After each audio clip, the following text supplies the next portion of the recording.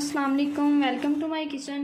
Guys, आज मैं beef दम पुख्त की रेसिपी बनाने जा रही हूँ, जिसके लिए हमने 1.5 kg गोश्त ले लिया है। इसमें हम 1/2 टेबल स्पून नमक शामिल करते हैं,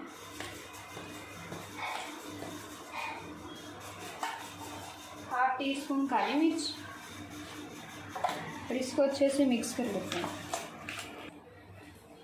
गोश्त पे नमक और काली मिर्च मिक्स कर लिए। अब ये नीचे इसके थोड़े से हम फैट लगा देंगे।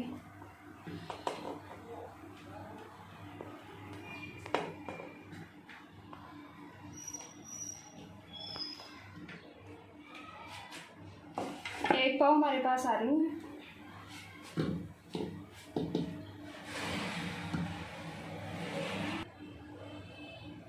अब इसके ऊपर हम गोश्त शामिल कर देते हैं।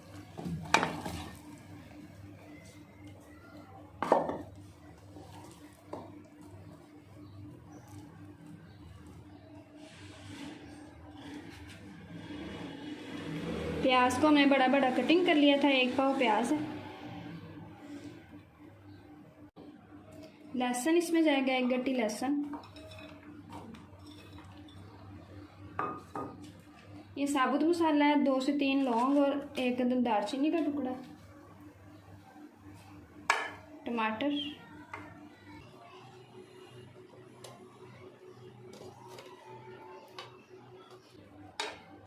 हरी मिर्चें साबुत, और ये 1 अदद लेमन है, ये निचोड़ देते हैं इसके ऊपर। ये देखिए, सारा ना इसके ऊपर आटा साइडों पे कवर कर देते हैं, ताकि ना इसकी स्टीम बाहर नहीं आएगी इससे।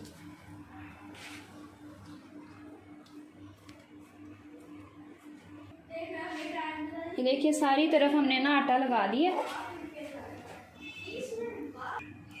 अब इसे हम अच्छे से कवर करके ना 2 घंटे के लिए स्टीम लगा देंगे दम वाली फ्लेम पे।